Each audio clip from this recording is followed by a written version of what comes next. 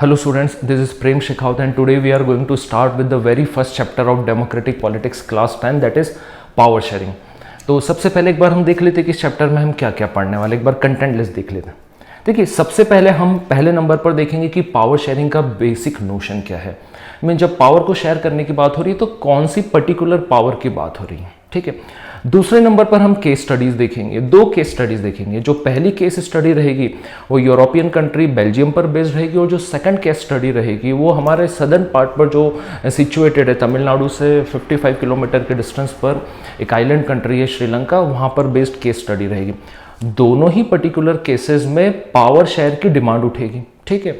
और अथॉरिटी उस डिमांड के साथ कैसे डील करती है, दोनों ही कंट्रास्टिंग केस स्टडी है। तो आपको क्लियर हो जाएगा कि पावर शेयरिंग के डिमांड के साथ डील करने का कौन सा मॉडल ज़्यादा सही है, वो बेल्जियम मॉडल ज़्यादा ठीक है या फिर श्रीलंकन मॉडल ज़्यादा ठीक है। जब ये दोनों केस स्टडीज आप गो थ्रू करेंगे तो थर्ड नंबर पर आपको ये बिल्कुल क्लियर हो जाएगा, क्रिस्टल क्लियर हो जाएगा कि power sharing is extremely important, it's mandatory, ठीक है। इसमें कहीं से कहीं तक कोई कंफ्यूजन रहेगा, but when it comes to examination तो हमें एक फॉर्मल आंसर तो देना ही पड़ेगा। तो तीसरे नंबर पर मैं आपसे डिस्कस करूंगा कि पावर शेयरिंग क्यों जरूरी होती है। और लास्ट में कंक्लूड करते वक्त हम देखेंगे कि जब पावर शेयरिंग क्लियर हो चुका है कि हमें पावर शेयर करना है तो उसके तरीके क्या होंगे। भाई शेयर तो करना है बट उसे शेयर करने के फॉर्म्स क्या रहेंगे, तो फॉर्म्स ऑफ पावर शेयरिंग देखेंगे। तो ये बेसिक इस चैप्टर की कंटेंट लिस्ट रहेगी, ओके। आइए सबसे पहले हम देखते हैं कि पावर शेयरिंग की जब बात होती है तो किस पर्टिकुलर पावर की बात हो रही है, ठीक है। देखिए आप जानते हैं कि कोई भी नेशन स्टेट होता है या कोई टेरिटरी है या सरल भाषा में कहूँ कि कोई एरिया होता है, उस एरिया पर कंट्रोल करने के लिए या उसको गवर्न करने के लिए गवर्निंग बॉडी होती है। उस गवर्निंग बॉडी के पास जो पावर होती है उन पावर्स की बात हो रही है। अब उस गवर्निंग बॉडी के पास कौन सी पावर होती है, किसी भी जैसे कंट्री को कोई रूल कर रहा है या किसी नेशन को कोई रूल कर रहा है तो उसके पास जो पावर्स होती है, तो पहले नंबर पर हम देखेंगे पॉलिसी मेकिंग वो करती है, ठीक है। उस कंट्री के लिए जो पॉलिसीज बनानी है वो वहाँ की गवर्निंग बॉडी या गवर्नमेंट बनाती है। दूसरे नंबर पर एग्जीक्यूशन का काम भी वहाँ की गवर्निंग पावर देखेगी, ठीक है, कि पॉलिसीज तो बना दी लेकिन उन्हें एग्जीक्यूट करना है, उन्हें लागू करना है, ये भी वहाँ की गवर्नमेंट डिसाइड करती है। थर्ड नंबर पर जो एजुकेशन सिस्टम होता है वो डायरेक्ट और इनडायरेक्ट पूरा गवर्नमेंट के कंट्रोल में रहता है कि करिकुलम क्या रहेगा, सिलेबस क्या रहेगा, बच्चों को कौन सा सिलेबस पढ़ाना है, कौन सी आइडियोलॉजी को सिलेबस में प्रोपोगेट करना है, किस आइडियोलॉजी को थोड़ा सा हमें सप्रेस करके रखना है, ठीक है। फोर्थ नंबर पर वहाँ की जो इकोनॉमिकल ग्रोथ है या एम्प्लॉयमेंट अपॉर्चुनिटीज़ रहेगी, इकोनॉमिकल स्फीयर की बात होगी, तो वहाँ पर डिस्क्रिमिनेशन रहेगा, इक्वलिटी रहेगी सभी के लिए, किस प्रकार से वहाँ की इकोनॉमी ग्रो करेगी। पांचवें नंबर पर आपको ये देखना पड़ेगा कि इंटरनेशनल जो रिलेशंस होते हैं किसी भी कंट्री के, वर्ल्ड ऑर्डर में अलग अलग कंट्रीज़ के साथ, तो किसी कंट्री के साथ हारमोनियस रिलेशन होता है, किसी कंट्री के साथ थोड़ा रिलेशन हार्श होता है, जैसा हमारा पाकिस्तान के साथ है। कई केसेस में हमें न्यूट्रल बने रहना पड़ता है। तो ये सारा डिसाइड कौन करता है, ये वहाँ की गवर्नमेंट डिसाइड करती है। मैं भी आपको पावर्स बता रहा हूँ कि जिन पावर्स के साथ शेयरिंग की बात होगी तो पर्टिकुलर कौन सी पावर की बात हो रही है। फिर जिस कंट्री का जो जीडीपी जनरेट हो रहा है या वहाँ की जो अर्निंग्स हो रही है उसके ऊपर किसका कंट्रोल है, उसके ऊपर भी गवर्नमेंट का कंट्रोल है कि ये जो पैसा आ रहा है इसे अलोकेट कहाँ पर करना है, ठीक है। और उस टेरिटरी की सातवें नंबर पर आपको ये देखना है कि उस टेरिटरी की जो सोसाइटी है या जो सोसाइटल ऑर्डर है वो भी गवर्नमेंट पर डिसाइड करते हैं कि इसकी सोसाइटी में हारमोनियस रहेगी, इनस्टेबिलिटी रहेगी या कोई सिक्योरिटी के थ्रेट रहेंगे। तो ये सारी पावर्स एक गवर्नमेंट के पास होती है और इसी पावर से अपना अपना शेयर मांगने की बात इस चैप्टर में होगी, ठीक है। तो आइए स्टार्ट करते हैं पहली केस स्टडी, हम बेल्जियम को लेकर स्टार्ट करते हैं। देखिए आपको मैप में दिख रहा होगा कि बेल्जियम एक छोटी सी यूरोपियन कंट्री है। एरिया वाइज अगर इसकी बात करें तो हमारे इंडिया के हरियाणा स्टेट से इसको कंपेयर किया गया है, ठीक है। और इसकी लोकेशन में आपको साफ साफ दिख रहा है बेल्जियम की कि इसके नॉर्थ में नेदरलैंड्स है जिन्हें डच कहा जाता है, इसके साउथ पार्ट में फ्रांस आपको दिख रहा होगा। ये मैप आप याद रखना तो आपको जब आगे के स्टडी को देखेंगे तो आपको इजी रहेगा समझने।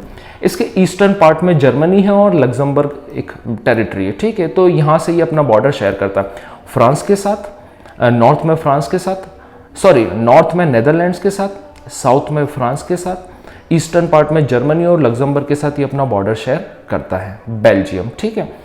इसका जो कैपिटल है वो ब्रसेल्स है, ठीक है। इसकी पॉपुलेशन की बात करें तो एनसीईआरटी कहती है कि इसकी 1 करोड़ के करीब पॉपुलेशन, लेकिन रिसेंट अगर हम बात करें तो उसमें 1.5-2 मिलियन आप जोड़ दीजिए, में 10-15-20 लाख के करीब आबादी और बढ़ गई होगी इसकी। अब यहाँ का इथनिक कंपोजिशन बड़ा complex, now ethnic composition means, देखिए जब इथनिसिटी की बात होती है तो किसी रिलीजन, रेस या नेशनलिटी की बात नहीं हो रही। इथनिसिटी का केवल इतना सा मीनिंग होता है कि हिस्ट्री कॉमन होती है, रिचुअल्स मैच करते हैं, जो कस्टम्स होते हैं, रीति रिवाज होते हैं, लैंग्वेज होती है, या जो वहाँ का जो अटायर होता है, वेशभूषा होती है, तो इन चीज़ों में कॉमनलिटी पाई जाती है, ठीक है, किसी पर्टिकुलर ग्रुप में। तो अगर ग्रुप का रिचुअल्स, उनकी लैंग्वेज, उनके खान पान, उनका जो वेशभूषा अटायर होती है, उनकी हिस्ट्री कॉमन है, तो उसे हम पर्टिकुलर इथनिक ग्रुप कहेंगे। तो जो बेल्जियम की जो इथनिक कॉम्प्लेक्सिटी है वो अच्छी खासी इथनिक कॉम्प्लेक्सिटी है। कैसे इथनिक कॉम्प्लेक्सिटी मेंटेन हो रही है, अब फिगर में देखिए आपको दिख रहा होगा। बेल्जियम के नॉर्थ में आपको जो येलो कलर्ड एरिया दिख रहा है इसे हम फ्लेमिश रीजन कहते हैं, ठीक है। अब ये किसको टच कर रहा था, इसके पहले वाले मैप में आपने देखा था बेल्जियम के नॉर्थ में कौन है, नेदरलैंड्स। तो यहाँ की जो आबादी है फ्लेमिश रीजन की, ये डच स्पीकिंग है और टोटल पॉपुलेशन का 59% यहाँ पर रहता है, ठीक है। साउथ में आप देखेंगे तो रेड कलर में आपको जो रीजन दिख रहा है इट्स वलूनियन रीजन, ओके, और ये फ्रांस को टच करता है, तो ये फ्रेंच स्पीकिंग पॉपुलेशन यहाँ पर रहती है, ये तकरीबन 40%, ठीक है। तो एक चीज तो आपको क्लियर हो गई कि अगर मैं बेल्जियम कंट्री की बात करूं एज अ होल, तो मेजोरिटी में कौन है, डच स्पीकिंग, माइनॉरिटी में कौन है, फ्रेंच, ठीक है। लेकिन ये 59 और 40%, ये तो 99% हुआ। 1% आपको ईस्टर्न पार्ट में ब्लू कलर में दिखाई दे रहा होगा, ये जर्मनी स्पीकिंग पॉपुलेशन, ठीक है। तो ये यहाँ का इथनिक कंपोजिशन है। तो ये तो क्लियर हो गया है कि मेजोरिटी में कौन है, बेल्जियम में मेजोरिटी में डच स्पीकिंग है। लेकिन जब बात करते हैं कैपिटल की, आप देखिए ऑरेंज कलर में आपको कैपिटल दिखाई दे रहा होगा, ब्रसेल्स। यहाँ पर मेजोरिटी में जो है वो फ्रेंच है और माइनॉरिटी में डच है। मीन्स एक अजीब सी सिचुएशन जनरेट हो गई कि कंट्री में तो मेजोरिटी में कौन रहेगा, डच, लेकिन जो कैपिटल है कंट्री का वहां पर मेजोरिटी में कौन है, फ्रेंच, ठीक है। 80-20 का रेशियो वहां पर, कैपिटल में 80% फ्रेंच है, आपको मैप में दिख रहा होगा 80% फ्रेंच है कैपिटल में और 20% डच है। लेकिन कंट्री की बात करें तो कंट्री में 59% डच है और 40% फ्रेंच है। तो अब यहां पर एक चीज तो बहुत क्लियर हो गई है कि रीजनल डिफरेंसेस है, कल्चरल डिफरेंसेस है, ठीक है, और कॉम्प्लेक्सिटी अच्छी खासी। अब जब इन दोनों ही कम्युनिटी में या जो पॉपुलेशन है 90s, 50s और 60s के दौरान यहाँ पर बहुत ज़्यादा इंटेंसिटी जनरेट होने लगी, दोनों में कॉन्फ्लिक्ट जनरेट होने लगे और वो कॉन्फ्लिक्ट दिन ब दिन बहुत ज़्यादा इंटेंस होते गए। क्यों? क्योंकि डच स्पीकिंग को, ये जो स्पीकिंग पॉपुलेशन है उसे ये समझ में आने लगा कि हम मेजोरिटी में है, बट फिर भी लंबे समय तक जो इकोनॉमिकल बेनिफिट्स है या एजुकेशनल बेनिफिट्स है हमें नहीं मिले। इनके ऊपर मोनोपोली किसकी रही है, फ्रेंच स्पीकिंग पॉपुलेशन की रही है। तो जब ये डिमांड उठने लगी तो दोनों ही जो ग्रुप्स हैं उनके बीच में कॉन्फ्लिक्ट जनरेट होने लगे और ये कॉन्फ्लिक्ट्स धीरे धीरे बहुत ज़्यादा इंटेंस होने लगे, ठीक है। अब जब दो ग्रुप के बीच में कॉन्फ्लिक्ट्स बढ़ने लग जाते हैं और वो कॉन्फ्लिक्ट्स को समय पर ना रोका जाए, then it turn into a civil war. Means country में केओस जनरेट हो जाता है, डिसऑर्डर जनरेट हो जाता है, चारों तरफ इंस्टेबिलिटी दिखाई देने लगती है, जो इकोनॉमिक डेवलपमेंट है वो वहाँ पर रुक जाता है, सिक्योरिटी थ्रेट्स आ जाते हैं, तो चीज़ें बहुत ज़्यादा मीन्स रेस्टलेस हो जाती है, समझ में नहीं आता कि इस कंट्री का फ्यूचर क्या रहेगा। अब ये सिचुएशन 90s और 50s में जनरेट हो गई, प्रॉब्लम तो आ गई सामने। अब इस प्रॉब्लम के साथ डील कैसे किया जाए? तो देखिए जो बेल्जियम के जो लीडर्स है, this people are far sighted, ठीक है। ये इन्होंने फ्यूचर को ध्यान में रखा इन्होंने कि हाँ ठीक है, इन्होंने चीज़ को एक्सेप्ट किया कि मानते हैं हम डिफरेंसेस है, कल्चरल डिफरेंसेस है, रीजनल डिफरेंसेस है तो है, अब इनके साथ डील करना है। तो उन्होंने अपने कॉन्स्टिट्यूशन में अमेंडमेंट्स करना चालू किए। अब अमेंडमेंट्स में होता है कि जब एक अमेंडमेंट किया, मीन्स कोई चेंज किया, उसमें करेक्शन किया, तो दूसरी कम्युनिटी को ऑब्जेक्शन हुआ, दूसरा जब अमेंडमेंट किया तो फिर किसी कम्युनिटी को ऑब्जेक्शन हुआ, तो इन्हें कंटिन्यूअस अमेंडमेंट करने पड़े। तो 1970 से 1993 के बीच में उन्होंने 4 अमेंडमेंट्स किए, तब जाकर एक इन्होंने प्रॉपर कॉन्स्टिट्यूशन का एक मॉडल तैयार किया जिसे बेल्जियम मॉडल कहते हैं। अब इस मॉडल में क्या है आप ध्यान से देखिए। इन्होंने कंक्लूजन ये निकाला कि अगर हमें स्टेबिलिटी चाहिए, यूनिटी चाहिए, अलग अलग कम्युनिटीज को हमें अकोमोडेट करना है, तो ये मॉडल कहता है कि देखिए जो सेंट्रल गवर्नमेंट है इसमें जो मिनिस्टर्स रहेंगे वो 50-50 रेशो में रहेंगे। जो 50% मिनिस्टर रहेंगे वो डच स्पीकिंग रहेंगे और जो 50% रहेंगे वो वलूनियन रीजन से आएंगे, जो कि फ्रेंच स्पीकिंग पॉपुलेशन रहेगी। अब 50-50% के साथ इन्होंने डील कर लिया। अब आपके मन में क्वेश्चन आता है कि मेजोरिटी में तो यहाँ पर डच स्पीकिंग है, तो वो तैयार कैसे हो गई 50-50% के लिए? उसका रीजन है, आपको सेकंड पॉइंट दिखाई दे रहा होगा कि जब हम कैपिटल की बात करते हैं वहां पर मेजोरिटी में फ्रेंच स्पीकिंग है, तो कैपिटल में भी जब 50-50% की बात आएगी तो फ्रेंच स्पीकिंग जो पॉपुलेशन है वो तैयार हो जाएगी, ठीक है। तो नेशन में भी जो मिनिस्टर्स है वो 50-50% रेशो पर काम करेंगे, और जो कैपिटल है ब्रसेल्स, वहां की जो लोकल गवर्नमेंट है वहां पर भी 50-50 मॉडल लागू कर दिया, ठीक है। तो अगर एज अ कंट्री की बात करूं तो मेजोरिटी में डच है, बट वो तैयार हो गए, क्योंकि जब कैपिटल की बात आ गई तो वहाँ पर मेजोरिटी में फ्रेंच है, वो भी डच के साथ में चीज़ें शेयर करने के लिए तैयार हो जाएंगे। तो दोनों ही जगह 50-50% मॉडल लागू हो गए। तीसरे नंबर पर इन्होंने स्टेट गवर्नमेंट का कंसेप्ट लाया कि नॉर्थ क्योंकि डच स्पीकिंग पॉपुलेशन है तो वहाँ की स्टेट गवर्नमेंट अलग काम करे, वो डच के पॉइंट ऑफ व्यू से काम करे, और जो साउथ है वो वलोनियन जो रीजन है वहाँ पर फ्रेंच स्पीकिंग है तो वहाँ की स्टेट गवर्नमेंट उनके कंटेक्स्ट में काम करे, ठीक है। और स्टेट गवर्नमेंट सेंट्रल गवर्नमेंट के सबऑर्डिनेट नहीं रहेगी, ठीक है। तो फ्लेमिश रीजन की स्टेट गवर्नमेंट अलग रहेगी और वलोनियन रीजन की स्टेट गवर्नमेंट अलग रहेगी, ये अपने अपने इंटरेस्ट को चेक करेगी, ठीक है। ये 3 पॉइंट हो गए। चौथे नंबर पर इन्होंने एक कम्युनिटी गवर्नमेंट का कंसेप्ट भी इंट्रोड्यूस किया। देखिए यहाँ पर बेसिकली 3 कम्युनिटी है, हम तीसरी कम्युनिटी को ना भूल जाए, चाहे उनका पॉपुलेशन 1% हो। यहाँ पर डच स्पीकिंग है, फ्रेंच स्पीकिंग है और जर्मन स्पीकिंग है, तो तीनों ही कम्युनिटी के लिए एक कम्युनिटी गवर्नमेंट बना दी, जहां पर ये अपनी अपनी कम्युनिटी के अकॉर्डिंग वोट करेंगे और इनकी कम्युनिटी गवर्नमेंट बन जाएगी, ठीक है। अब ये गवर्नमेंट क्या करेगी, जैसे मान के चलो कंट्री में जितने भी जर्मन्स है वो जर्मन कम्युनिटी के लिए, जो जर्मन कम्युनिटी की जो गवर्नमेंट है उसके लिए वोट करेंगे, जितने भी फ्रेंच स्पीकिंग है वो उस कम्युनिटी गवर्नमेंट को वोट करेंगे जो कि फ्रेंच के लिए बनी है। सिमिलरली डचेस के लिए एक अलग कम्युनिटी रहेगी। तो बेसिकली 3 कम्युनिटी गवर्नमेंट ये लैंग्वेज को प्रोपोगेट या उसे एंडोर्स करने के लिए काम करेगी, अपने कल्चरल को बढ़ाने के लिए काम करेगी, और एजुकेशन को अपहोल्ड करने के लिए उसे प्रोपोगेट करने के लिए काम करेगी, ठीक है। तो 4 जो पॉइंट्स है बेल्जियन मॉडल्स के वो आपको याद रखना है, ठीक है। सेंट्रल गवर्नमेंट में 50-50 मॉडल लागू कर दिया, जो कैपिटल है ब्रसेल्स वहाँ पर भी 50-50 मॉडल उन्होंने लागू कर दिया, स्टेट गवर्नमेंट का कॉन्सेप्ट दे दिया, फ्रेंच फ्लेमिश रीजन है उसके लिए अलग स्टेटमेंट जो स्टेट गवर्नमेंट रहेगी, वलोनिया रीजन के लिए अलग स्टेट गवर्नमेंट रहेगी, और एक इन्होंने कम्युनिटी गवर्नमेंट का भी मॉडल पेश कर दिया कि जो अलग अलग कम्युनिटी के लिए काम करेगी। इस प्रकार इन्होंने जो अलग अलग डिमांड्स थी और कम्युनिटी थी उन्होंने काफ़ी आसानी से उन्हें अकोमोडेट किया। ये थोड़ा सा कॉम्प्लेक्स है, लेकिन यूनिटी को मेंटेन करने के लिए ये बहुत ज़रूरी था। अदरवाइज क्या होता है, लिंग्विस्टिक लाइन पर हो सकता है कि बेल्जियन का डिवीजन हो जाए, ठीक है, अगर ये इसको अकोमोडेट ना करते इस प्रॉब्लम को। अब हम बात करते हैं सेकंड केस स्टडी की। So students, let's start with the second case study. It's based on Sri Lanka. देखिए, श्रीलंका एक आइलैंड कंट्री है और श्रीलंका के बारे में 2 आप जीके के फैक्ट्स ध्यान रख सकते हैं कि श्रीलंका का जो पहले नाम हुआ करता था वो सिलोन था, और इंडिया और श्रीलंका को जो सेपरेट करता है स्टेट, जो जल संधि है, दैट्स पाक स्टेट। इसकी भी जो पॉपुलेशन है तकरीबन हरियाणा के बराबर है, हमारे 2 करोड़ के करीब का छोटी सी एक आइलैंड कंट्री है। हमारा इंटरेस्ट यहाँ की इथनिक कंपोजिशन में, बहुत ज़्यादा कॉम्प्लेक्स इथनिक कंपोजिशन है। देखिए, आपको मैप में दिख रहा होगा कि ऑरेंज कलर का जो रीजन है ये सिंगला स्पीकिंग कम्युनिटी का है, ठीक है। ये 74% जो पॉपुलेशन है वो सिंगला स्पीकिंग है, जो ऑरेंज कलर में दिखाई दे रहा है। तो साफ साफ दिखाई दे रहा है मेजोरिटी में कौन है, सिंगला स्पीकिंग, ठीक है। अब आप येलो कलर वाले रीजन को देखिए, आपको नॉर्थ में और ईस्टर्न पार्ट में दिखाई दे रहा होगा, दीज आर तमिल स्पीकर। लेकिन ये जो तमिल स्पीकिंग पॉपुलेशन है ये वहाँ के नेटिव तमिल्स हैं, जो श्रीलंका के ही तमिल्स हैं, ठीक है, जो तमिल भाषा बोलते हैं लेकिन वो श्रीलंका के ही है। अब एक रेड कलर का आपको पैच भी दिखाई दे रहा है साउथ में, ये भी तमिल स्पीकिंग है लेकिन ये इंडियन तमिल्स है।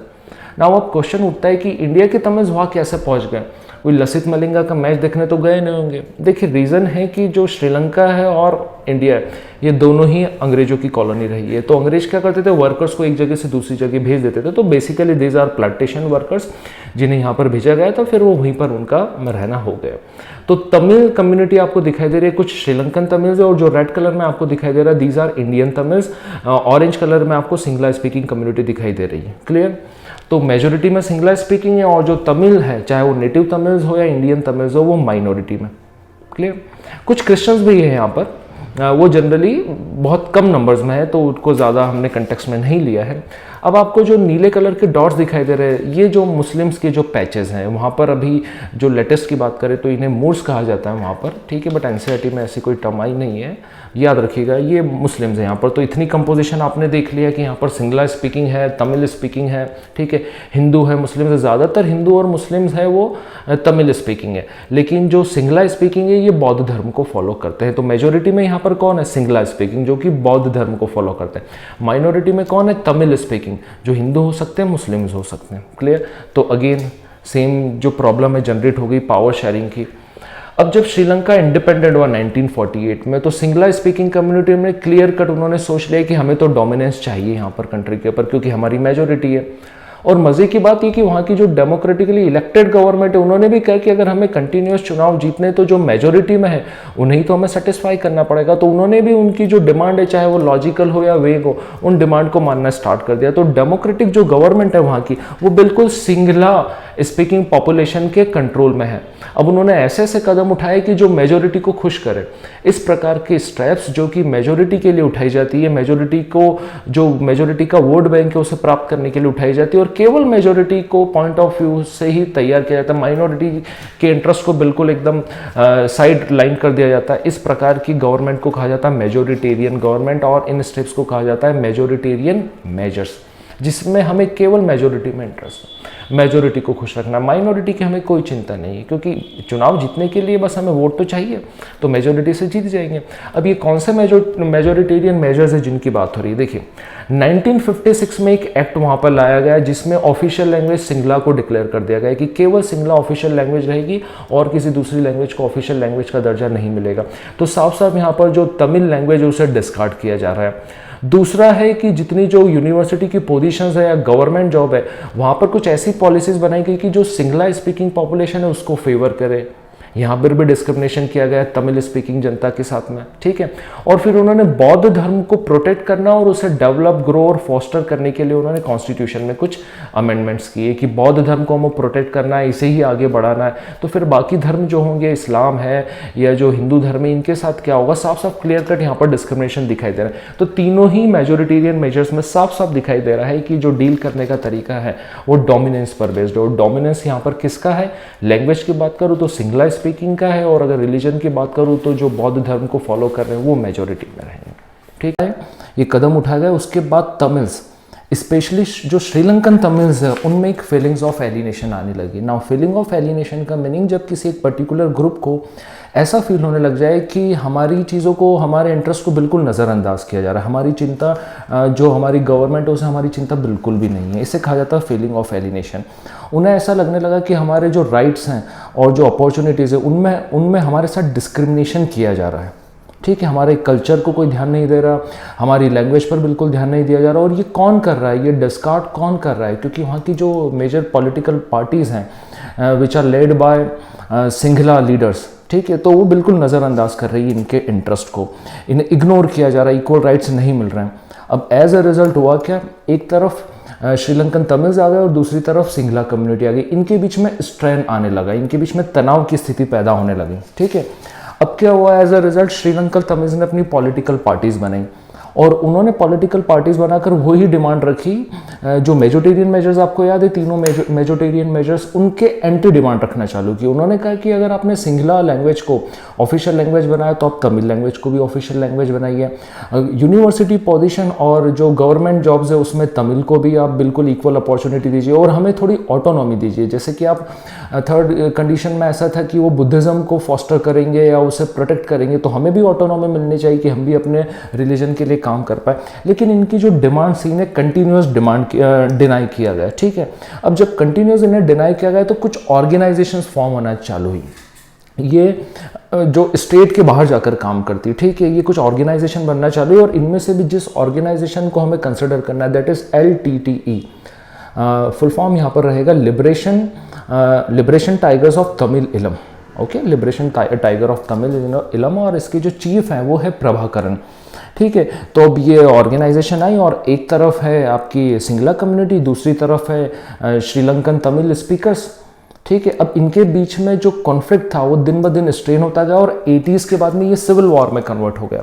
और सिविल वॉर में क्या होता है कि पूरी कंट्री में कैओस जनरेट हो जाता है, ऐसा लगता है कि कोई वॉर लाइक सिचुएशन है, इकोनॉमी बिल्कुल ठप हो जाती है, ठीक है, सिक्योरिटी थ्रेट्स आने लग जाते हैं, टर्मोइल हो जाता है चारों तरफ, तो चीज़ें बिल्कुल एकदम डिसऑर्डर में आ जाती है। और आप जानते हैं कि जब भी कहीं सिविल वॉर होता है तो उसके रिजल्ट्स क्या रहते हैं, हज़ारों लोगों की जान जाती है, लोगों को अपनी कंट्री छोड़नी पड़ती है, दूसरी कंट्री में एज ए रिफ्यूजी उन्हें एंटर होना पड़ता, इलीगल तरीके से एंटर होना पड़ता है, उनकी लाइवलीहुड डिस्टर्ब हो जाती है। और बिल्कुल ऐसा का ऐसा केस श्रीलंका के केस में हुआ है। ऐसा कहा जाता है कि 2009 में ये सिविल वॉर एंड हो गया जब प्रभाकरण की मृत्यु हुई है, ठीक है, जो श्रीलंकन आर्मी ने प्रभाकरण को मारा।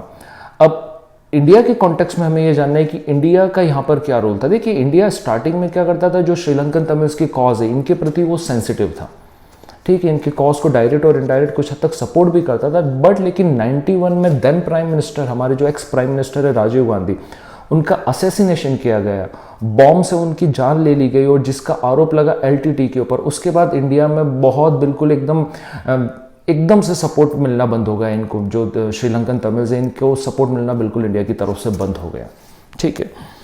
तो अब हमने दोनों मॉडल देख लिए, पावर शेयरिंग की डिमांड के साथ डील करने के दोनों मॉडल देख लिए। पहले हमने देखा बेल्जियम मॉडल, फिर हमने देखा श्रीलंकन मॉडल। और यहाँ पर साफ साफ आ रहा है कि जो बेल्जियन मॉडल है वो बहुत ज़्यादा बेटर है, ठीक है, उसने वैरायटी को और यूनिटी को इंटैक्ट रखा और वैरायटी को बहुत अच्छे तरीके से उन्होंने अकोमोडेट कर लिया इस चीज़ को।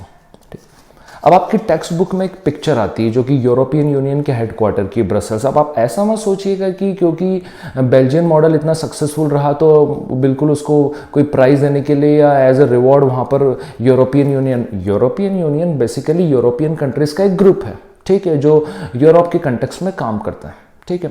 तो इसका हेडक्वार्टर ब्रसल्स को बनाया गया। अब रीज़न ऐसा नहीं था कि बेल्जियन मॉडल जो सक्सेसफुल रहा इस वजह से यहाँ पर बनाया गया हेडक्वार्टर, पर रीज़न ये था कि जो 3 इंपॉर्टेंट कंट्रीज़ है यूरोप की, दैट इज़ यूके, जर्मनी और फ्रांस, इनके बिल्कुल सेंटर में पड़ता है ब्रसल्स, इसलिए ब्रसल्स को यूरोपियन यूनियन का हेडक्वार्टर बनाया गया।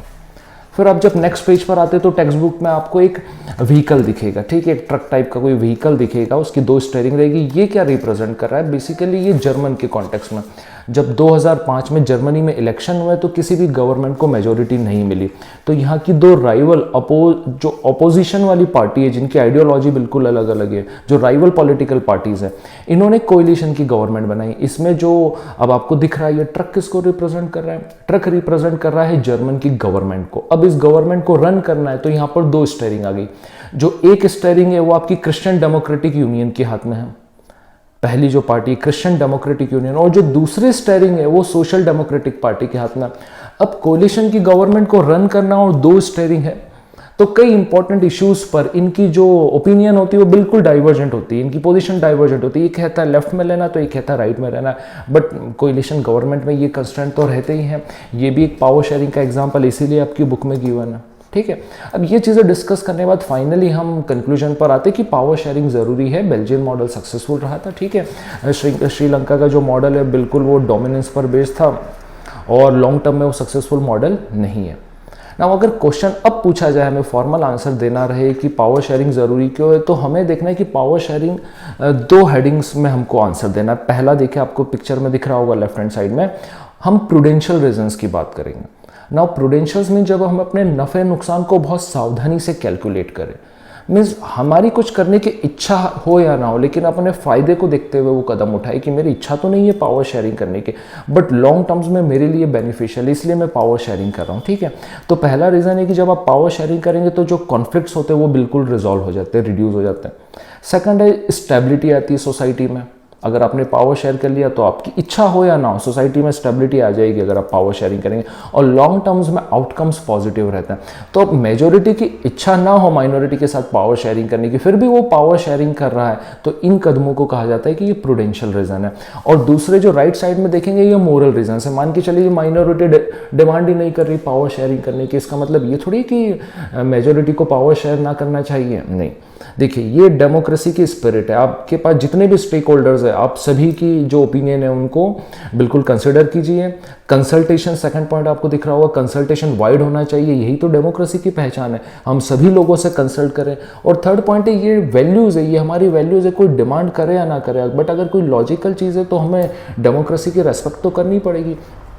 तो पावर शेयरिंग ज़रूरी है, इसके कुछ रीज़न प्रूडेंशियल हैं और कुछ रीज़न मोरल है जो हमको अपने लेवल पर ही ध्यान रखना चाहिए, ठीक है। नेक्स्ट जो हमारी बुक में टॉपिक है, it's an activity called Khalil dilemma.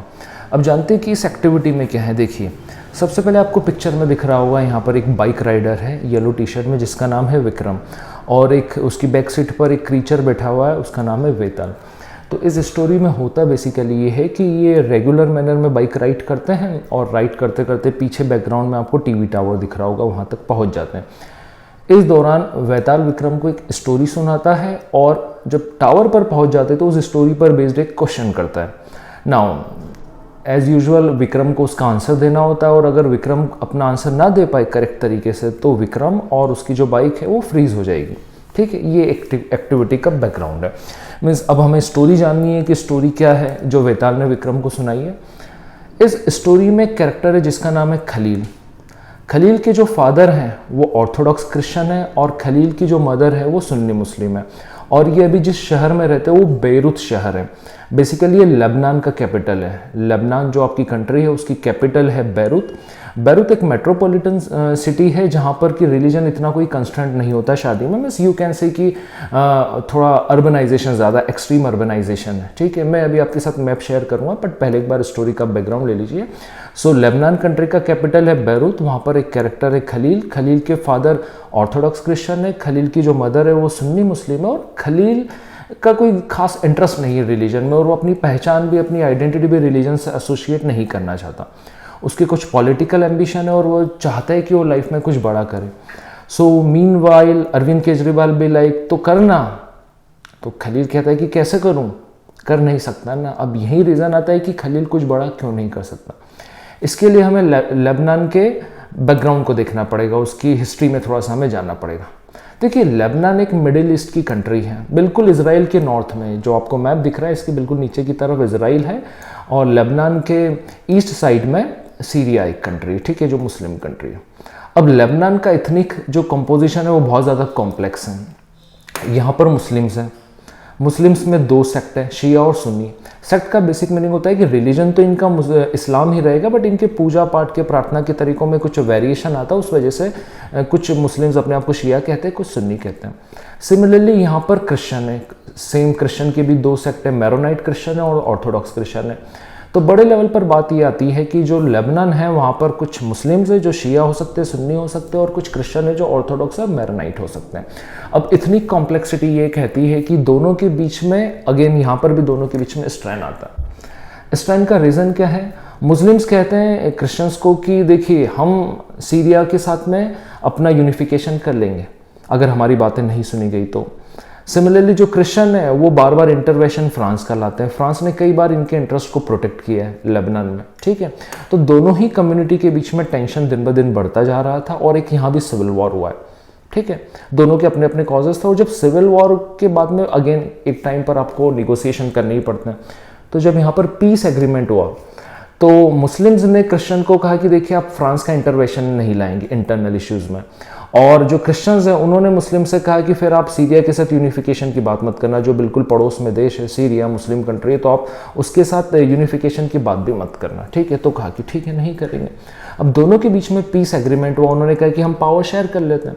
अब पावर शेयर का जो फॉर्मूला उन्होंने डिराइव किया उसमें उन्होंने कहा कि जो प्रेसिडेंट रहेगा वो प्रेसिडेंट रहेगा मैरोनाइट क्रिश्चियन से, क्रिश्चियनिटी से, मैरोनाइट क्रिश्चियनिटी से रहेगा।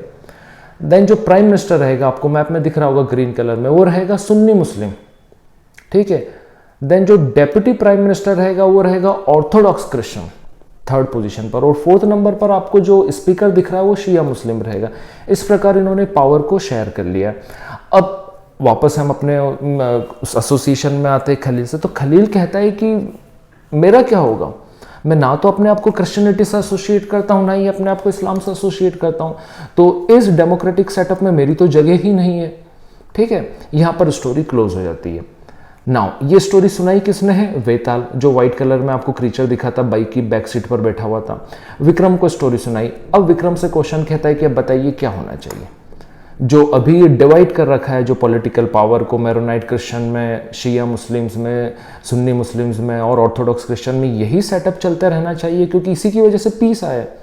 अदरवाइज मुस्लिम कम्युनिटी और क्रिश्चियन कम्युनिटी के बीच में सिविल वॉर छिड़ा हुआ था, तो यही सेटअप चलने दे।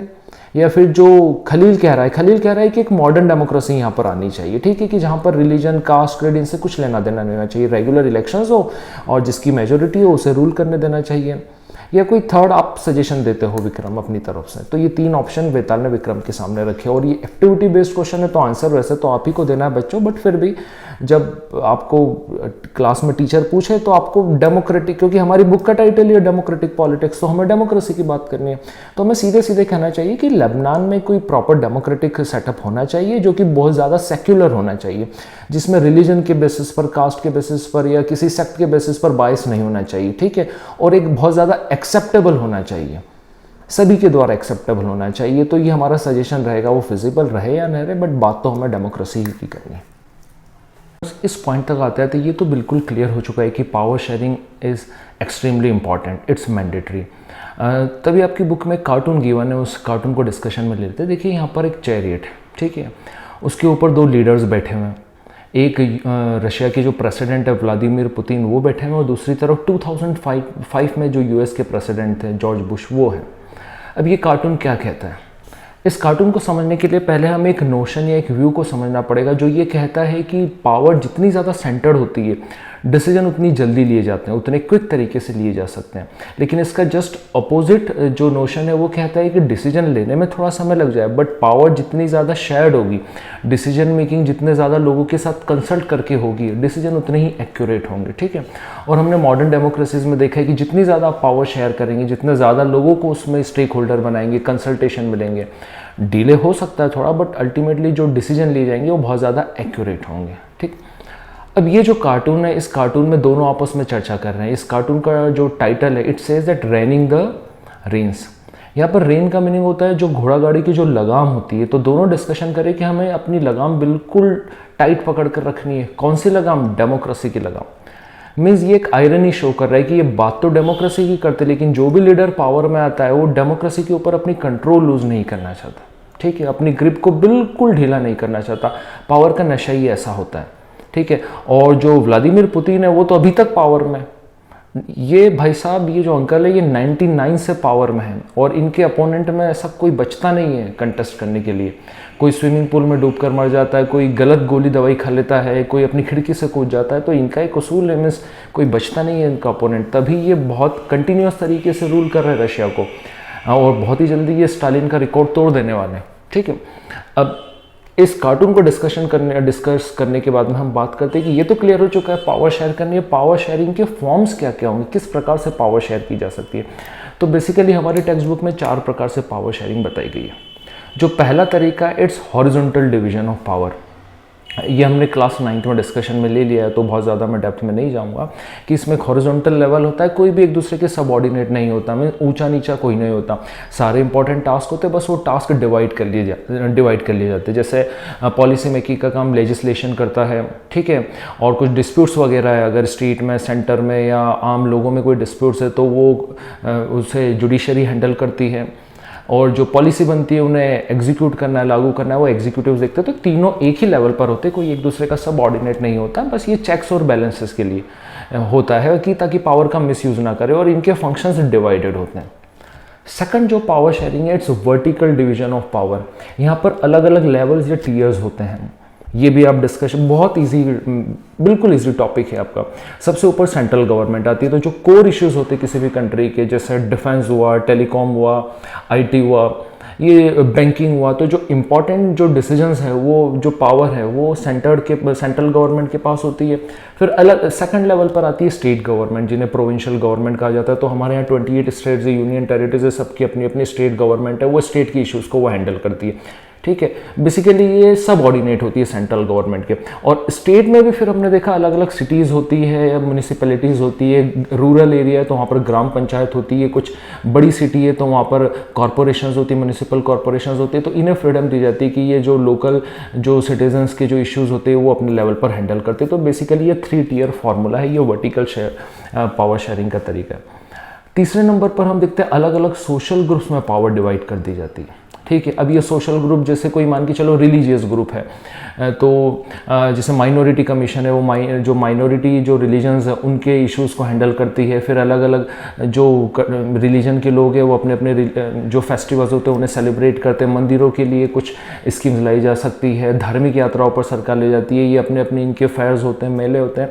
तो इन्हें रिलीजन के बेसिस पे कुछ पावर गिवन होती है। जैसे हमारे सिख भाई हैं तो वो टर्बन को कैरी कर सकते हैं, ये उन्हें पावर होती है, या उन्हें एग्जाम कर दिया जाता है इन चीज़ों से। कुछ पावर लिंग्विस्टिक बेसिस पर होती है, जैसे कोई एग्ज़ाम कंडक्ट होने वाली है तो साउथ के लोग उसे मलयालम में, तमिल में, तेलुगु में, इस मीडियम में एग्ज़ाम्स को दे सकते हैं।